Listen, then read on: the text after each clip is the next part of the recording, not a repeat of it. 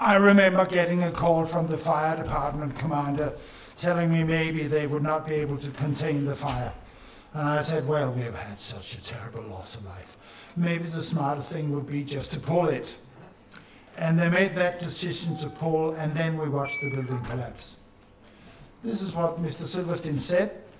Maybe it was a slip of tongue, because the next day he put his press secretary out with a statement saying that what Mr. Silverstein had meant was that the fire captain should pull down back his men, should pull out the operation, should pull it down the operation.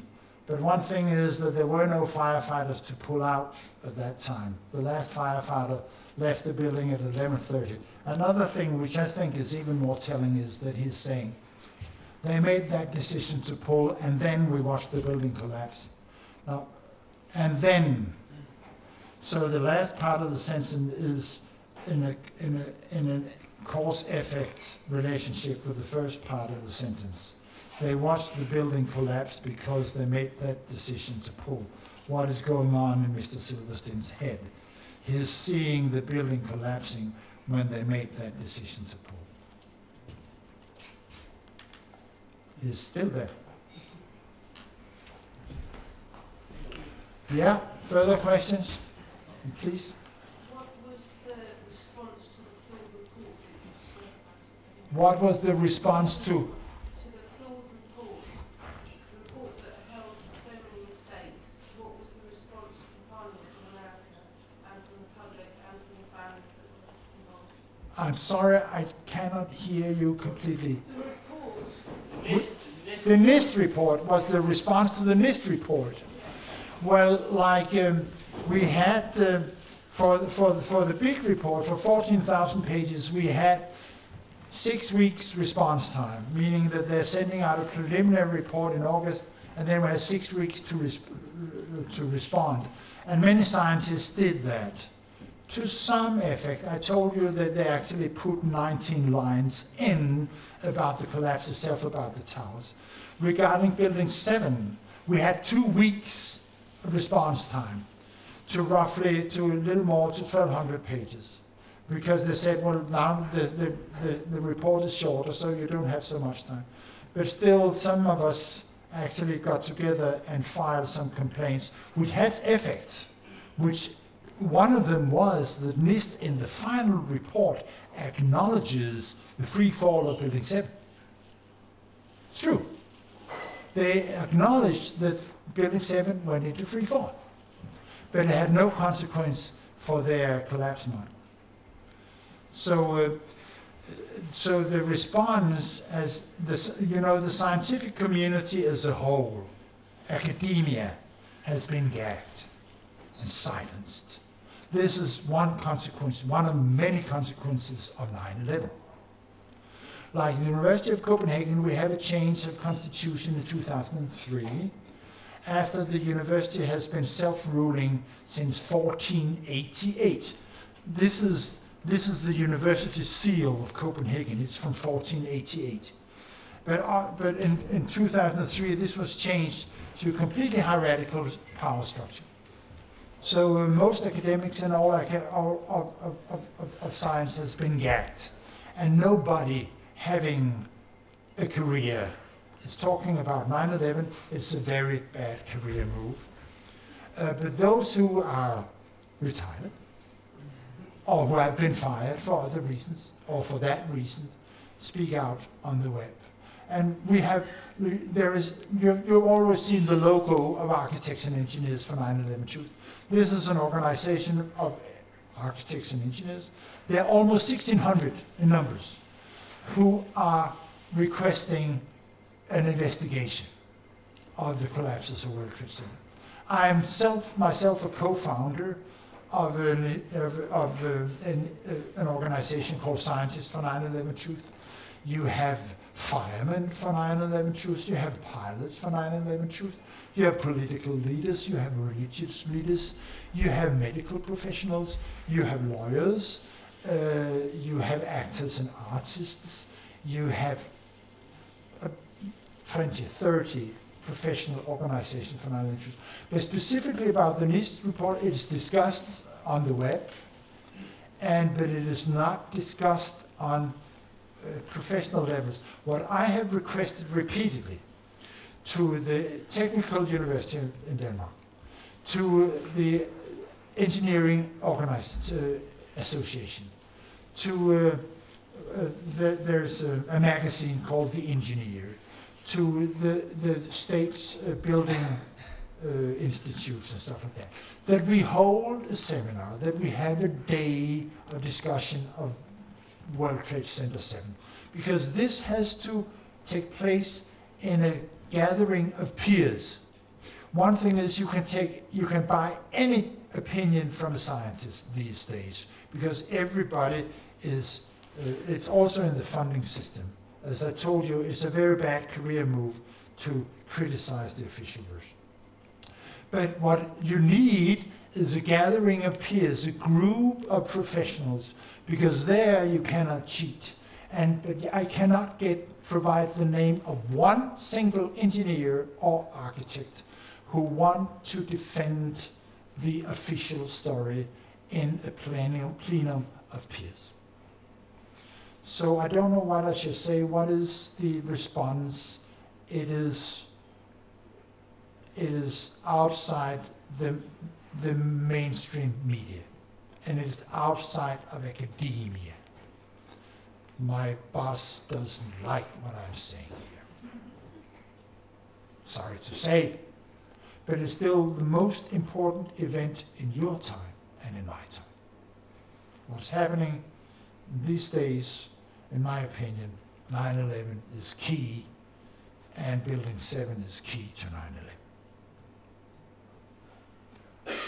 Oh, there was a little politics. Shame on me. Please. Oh yeah, on the web. I have a PDF also. I also have an unlocked version if you want to lift some of the pictures, because it's locked. You cannot take the pictures, but I have an unlocked version if you want it. Also, if some of you are carrying a memory stick in your pocket, you're welcome to have my presentation here. But there are a lot of videos in the folders, so it's about 200, 350 megabytes. So if you have a memory stick, come up here and get one. And don't remember to take the DVDs along if you go. Yes, please. I'm not sure. Have you also worked on the story of the Pentagon?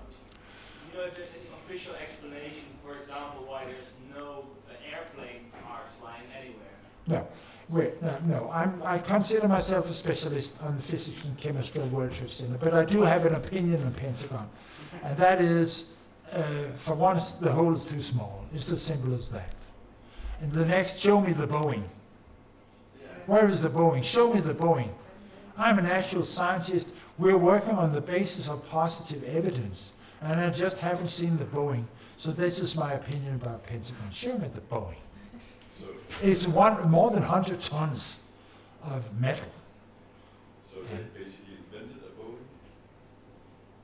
I don't know. It just isn't there. The hole is too small. Have you seen a picture of the hole? It's ridiculous. And there are so many details that something is wrong. But on some pictures you can see some wreckage lying on the lawn, and you can see some people going around with wreckage, but you cannot see if they're going to lay down or they're picking it up. And you can see pictures of engine parts, but you don't know if it's taken in Ballerup or in Madagascar. So show me the evidence, because there are some parts in an airliner which is simply stamped with the serial numbers, because they exchange parts. Some of the parts are being exchanged once in a while. So each aircraft has a track record of maintenance, where you can see exactly which engine parts and different parts went into it with serial numbers. Let's show it to us. And what they do in plane crashes, it has been done repeatedly, they can reconstruct the airliner, even no matter how small the pieces are. And they do this. They reconstruct the whole bloody thing.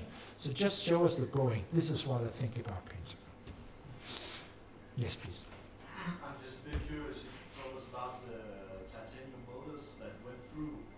what was the velocity on the outside? How far did they go? Did they hit somebody? No, but they actually, you can see them. Actually, you can. The very first, when I showed you the impact of the airliner, you can see the engines, particularly on the south tower. You can see the engine going through. Yeah, but what happened on the outside? It was picked. It was ended up in the street. Did they go on Oh yeah, I showed that. I showed that. Up here. This is the English version of my main presentation. We go down here. Here we go. This is the trajectories of the of the engines. You see from the south tower, and there was something else. What is that? I can't read it. The resolution is too low. Actually, there were three.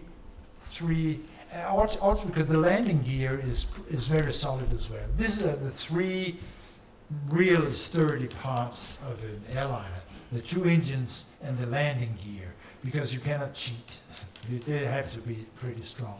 So this was from the south tower. They were going through and landing here. The north tower, apparently they only located one engine, and the rest of it must have remained within the building, because this is, you recognize that this is a more head-on impact hole, but that one almost missed the corner, so it slipped here. There's a lot of interesting stuff, man. I mean, if you're really into looking to this, it's a lifelong study. But it's very interesting. You get soaked in, I warn you. Okay, let's, you have further questions? I've heard that security prior to 9/11 was closed down for the last couple of weeks.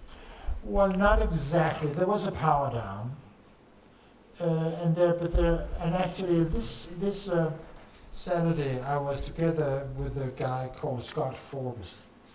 He was working on the highest computer center in the world, named at the top of the South Tower, for a bank. And they were warned that there was a power down to occur in the weekend. Now he's working for a bank, and a power down for a bank is a very, very serious thing. Because if a bank loses all their files, there is no bank. So, and they were rather pissed. They got only 2 weeks notice of this power down. So they were working fiercely, and to close down the computer system of a bank is no simple thing. If you don't do it correctly, you lose everything. So and he was leading his department. He was the head of the department, 30 people. They were working on this power down thing. And they managed to do that, and they worked also on Sunday. And he took the files with him. He was living in New Jersey. He took the files with him back. He took the Tuesday off because he had been working now for 2 weeks. But his people, his group, his department didn't. So he was sitting on New Jersey, watching the South Tower going down, and all his people were killed. He is very angry. So and during that weekend, all the security there was no power in the towers. And people, they were saying it was due to a renewal of the internet wiring of the building, but all the alarms were off, everything was off, and there were people walking in and out, rolling out cables and the bomb-sniffing dogs. They were actually sent home 2 weeks before. They never came back and stuff like that. A lot of things were gone. In this story, no matter which corner of the carpet you lift, the worms come crawling up. Yeah, I was just thinking, you talked about a lot about controlled demolitions of buildings, but are there any examples of anything near the size of buildings No. that are No. uncontrolled? No. So World Trade Center 7 was 30% higher than any building ever demolished up to that point. And the towers were 3 times the record up to that point. This is a masterpiece of engineering. But the nanothermite would lead to a gangster. Well, this is the nanothermite is only an academic footnote, in my opinion. Just watch, use your eyes. It takes actually some courage to do that. You know Per Hedegaard interview, professor, theoretical physics in the Sports Institute. He's a friend of mine, very good friend actually. I like him a lot. But when we sit down and look at Building 7, I say, Per, here, look at this. This happened about 2 years ago when I had discovered this. Hey, Per, look at this. No, he said. Per, this building is, look at the way it's coming down. No, I was. Per, this building is coming down in free fall. No, he said. Per, the data means nothing. During this hour of conversation, we were looking at 7 going down like that. He said, the data means nothing. Data means nothing. And now we are back actually to Tycho Brahe and Galileo actually daring to see what you see. Because it turns out if what you see is violating what you want to see, you have big problems seeing it. And also if your salary depends on seeing it, you are almost blind. Okay, the bar is open. You can come up here and you can take some notes and you can take free DVDs as long as they're here. And you can get a flyer. Yes. Thank you.